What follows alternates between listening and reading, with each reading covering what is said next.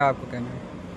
क्योंकि आज पूरे देश एक और देश बेचा जा रहा है, एक और उत्तर प्रदेश को तबाही के रास्ते पर ले जाया जा रहा है। स्कूल बंद किए जा रहे हैं, शराब की दुकानें हर 400-500 मीटर पर खुल रही हैं, गरीबों को शिक्षा से वंचित किया जा रहा है, महंगी शिक्षा के माध्यम से उच्च शिक्षा से गांव के लोगों को वंचित किया जा रहा है। तो स्वाभाविक रूप से जो जनता की कसौटी पर खरी नहीं उतरी है, आज यह जन विरोधी सरकार साबित हुई है। इस सरकार को सत्ता में बने रहने कोई अधिकार नहीं है। पूरा प्रदेश जंगलराज बन गया है, कानून नाम की कोई चीज नहीं है। तो स्वाभाविक रूप से उत्तर प्रदेश सरकार को उखाड़ फेंकना है, तभी जाकर के उत्तर प्रदेश बचेगा। इसीलिए नारा दिया गया है, उत्तर प्रदेश बचाना है, भाजपा को हटाना है। रायबरेली में हमले को लेकर रोहित द्विवेदी ने कहा कि ब्राह्मणों को गाली दी गई है, लेकिन वो गाली है क्या, वो तो सुनाए। जो गाली दी ही नहीं गई, केवल उनके कहने से गाली हो गई क्या? और जो सबके सम्मान स्वाभिमान की बात करता हो, वो किसी का अपमान कैसे कर सकता है? वर्ग की असली सच्चाई क्या है? क्या वो कैमरे पर पूरा पोल खोल पाएगा कि उनको किसने भेजा था, या किसके कहने पर उन्होंने थप्पड़ चलाया, किसके कहने पर स्वामी प्रसाद मौर्य की जान लेना चाहता था, और उनकी जो बाद में कुटाई हुई पिटाई हुई, क्या वो जायज़ है लोकतंत्र में? आइए समझते हैं इन चीज़ों को खोलकर। हमने अभी जैसा कि आपको बताया कि क्या मामला था, पूरा क्या हो सकता है।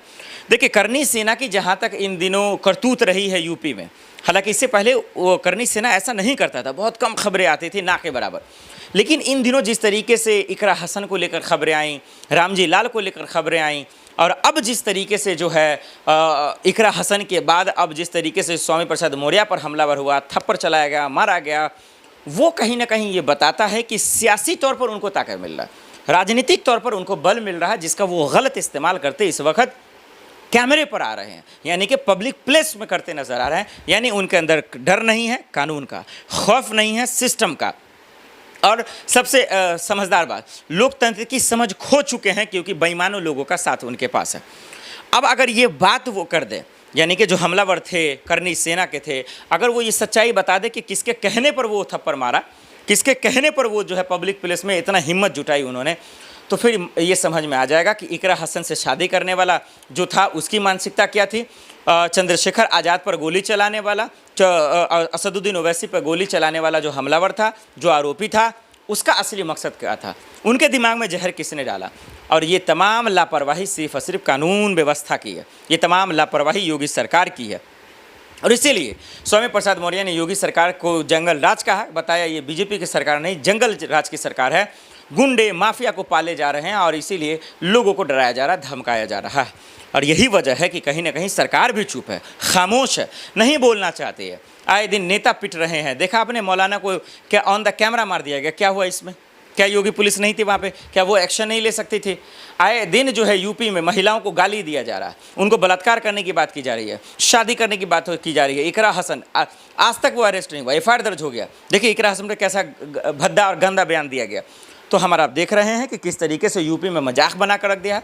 कानून व्यवस्था चौपट है। कानून की जिम्मेदारी है कि इस तरीके की घटना ना हो, कानून की जिम्मेदारी है कि इससे लोग बचे, कानून की जिम्मेदारी है इससे बचा जाए। जो लोग गुंडागर्दी कर रहे हैं उन लोगों पर जो है एक्शन लिया जाए।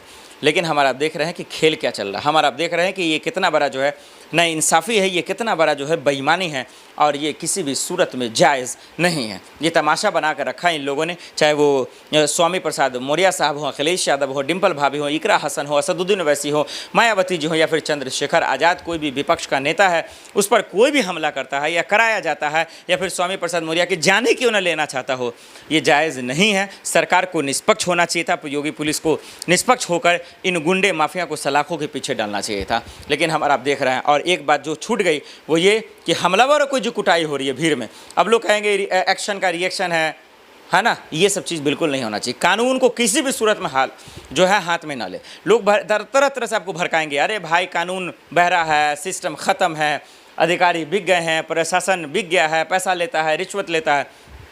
कोई कर रहा है करने दीजिए। दुनिया धोखा है, ज़िंदगी में धोखा कर रहा है, सिस्टम बर्बाद है। आप अच्छे हैं ना, आप कम से कम गलत ना करें, इस बात को हमेशा याद रखें। भीड़ का हिस्सा ना बने, लिंचिंग ना करें किसी का। हाँ, कोई गलत कर रहा है उसको पकड़ कर कानून के हवाले कर दें, लेकिन आप कभी भी जो है उस पर अपने हाथापाई ना करें, थप्पड़ नहीं मारे, आप उनको पिटाई नहीं करें। ये कहीं भी लोकतंत्र में ना तो दुरुस्त है ना ही जायज़ है। और अगर आप भी करेंगे तो फिर आपको दूसरे पर सवाल उठाने का कहीं से भी जो है हिम्मत नहीं आनी चाहिए, वो जो है नहीं करना चाहिए। ये चीज़ है। योगी पुलिस और योगी जी से मेरा अनुरोध है, अपील है कि जो आपके राज्य में जितने भी विपक्ष के नेता उस पर जो हमलावर हो रहे हैं उसके भी जिम्मेदार आप हैं, और अगर आपके ही नेता के साथ ऐसा हो रहा है तब भी आप ही जिम्मेदार। इस मसले पर क्या कार्यक्रम कुछ,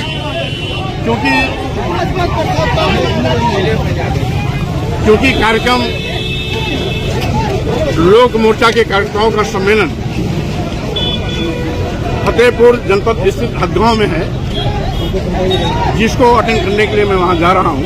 नीचे और क्योंकि उत्तर प्रदेश सरकार सभी मुद्दों पर पूरी तरीके से फेल हो चुकी है। 2027 में यूपी बचाओ भाजपा हटाओ नारे के साथ लोक मोर्चा पूरी तैयारी के साथ मैदान में उतर रही है। आज योगी सरकार की असफलता का अंदाजा इसलिए लगाया जा सकता है कि उत्तर प्रदेश सरकार के नगर विकास एवं ऊर्जा मंत्री किस तरीके से अधिकारियों के न सुनने की बात को साबित किया है। वहीं पर महिला कल्याण मंत्री ने अधिकारियों की शिकायत लेकर के धरने पर बैठने के लिए मजबूर हुई। वहीं एक दूसरे मंत्री श्री राही जी भी अधिकारियों की अनसुनी को लेकर के थाने पर धरने पर बैठे। तो जब सरकार के मंत्रियों का ये रोना है कि अधिकारी सुनते नहीं, तो आम जनता का क्या बुरा हाल होगा, इसका अंदाजा लगाया जा सकता है। इसलिए भाजपा हटाओ यूपी बचाओ का लक्ष्य मान करके लोक मोर्चा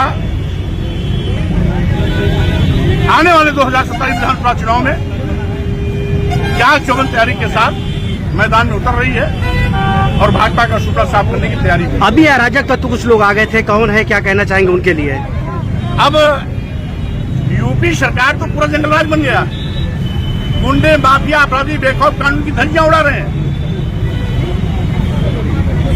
करणी सेना के कुछ कीड़े मकोड़े इस तरीके से लगातार कानून की धज्जियां उड़ाते रहते हैं, लेकिन योगी जी उन पर मेहरबान है, क्योंकि योगी जी की बिरादरी से उनका ताल्लुकात है। इसलिए ऐसे गुंडे माफिया अपराधियों के खिलाफ योगी सरकार भी मौन है।